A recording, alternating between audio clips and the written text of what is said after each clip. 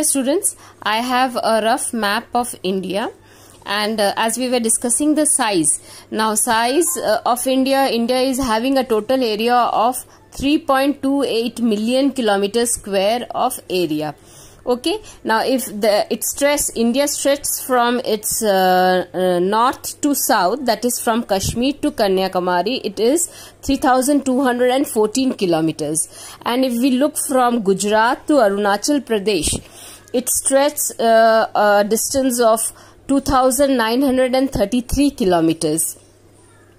As we move from Gujarat to Arunachal Pradesh, we see that there is a time lag of 2 hours. That means that since the sun rises in the east first and then it goes towards the west, so as we move from east to west, there is a difference of 2 hours. There is a difference of 2 hours. That is the reason sun rises in the eastern side of India quite early, and later on the western part of India. Okay, now the standard meridian, India calculates its time from the standard meridian, which passes at a longitude of 82.308 degrees east. So this is the longitude that is passing, and this is passing from Mirzapur, UP. So it's passing from Mirzapur, UP, and that's the standard meridian of India. And from there, for taking that as the main standard time, standard unit, we calculate the time of India.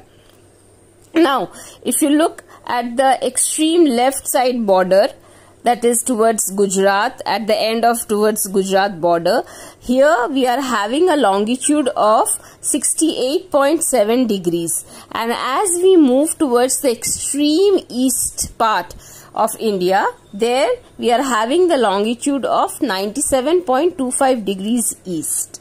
Okay, down in the south, we are having a latitude of 8 degrees 4 minutes, that is 8.4 degrees north, and since India is present in the northern hemisphere, okay, so 8.4 degrees north. And as we move towards the northern side, so that means towards Kashmir, there it is 37.6 degrees north. So this is the size of India. Now we will see the land borders of India. Now what are the land borders of India? Here you can just have a look of this map. Here you can see, here I have a map. So in the north and northeast and northwest. So let's take the northwest first. Now in the northwest zone of India, we are having the whole of north. So northwest, even in these areas there are mountain ranges, and even in these areas there are mountain ranges. So the north, northeast and northwest is having the young fold mountains. Why young fold mountains? Because these mountains are quite young, so they are called as young fold mountains. And towards the south, India is having the peninsula. And what is a peninsula? Peninsula is it's a triangle shaped tapered thing which is moving, protruding to inside the sea. So this is called as the peninsula. Now in the south we have the Indian peninsula, and which is getting inside the Indian Ocean.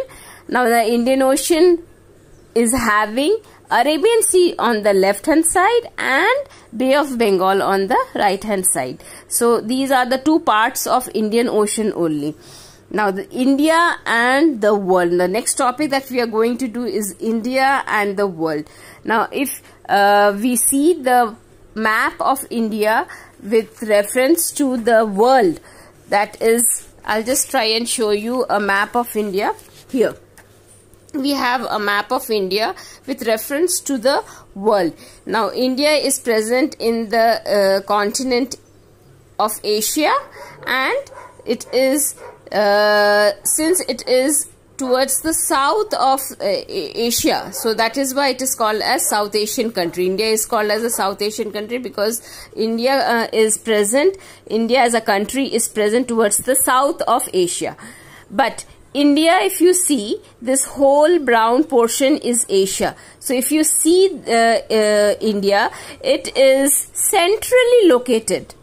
When you compare it with the East Asia and the West Asia, it is just in between. So it is centrally located in East Asia and West Asia. And it is a South Asian country. It is a South Asian country because its placement is towards the southern side of Asia. So it is a South Asian country. Now if you look at the neighboring countries. Now for neighboring countries, we can just have a look of this map. Which are the neighboring countries which are present? There are 9 neighboring countries that is surrounding India. In the western side, so northwest, we have Pakistan and Afghanistan. In the north, we have China, Nepal and Bhutan. In the eastern side, we have Bangladesh and Myanmar.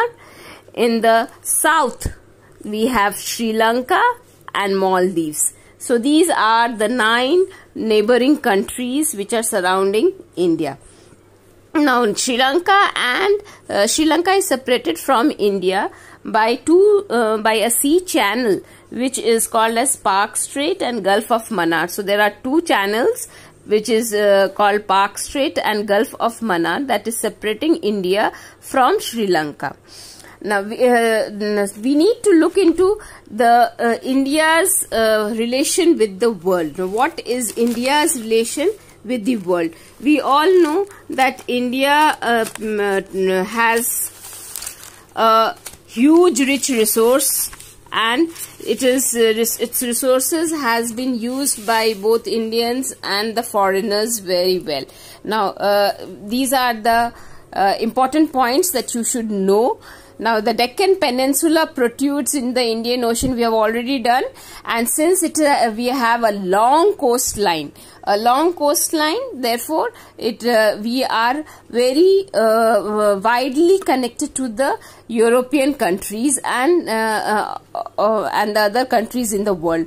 We are connected to the West Asia, to Africa, to Europe, to East Asia. So if we have a look in this map over here, so you can see that India is well connected to Europe, to China, to the Eastern Asian countries as well as the Western Asian countries, and even to Africa and Europe. Okay, now how was this connectivity done? This connectivity to the world was done by the sea and land, both. It was done by sea and land, but in initial times it was majorly done by the land routes. There were passes present in the mountain areas, and people used to move through these passes only to travel. They used to use these passes because ocean had restricted trade for a long time, but now since the ocean route has opened, so we are having connectivity to the western part of the world with ocean routes also. Now when the transportation was done, then what all things were transported? It was not only the goods and commodities that were transported. A huge amount of Indian thought and ideas were also carried to the other parts of the world. Okay, so there has been transportation of both the goods and commodities, and in the goods and commodities the trade was mainly done on spices, muslin. What is muslin?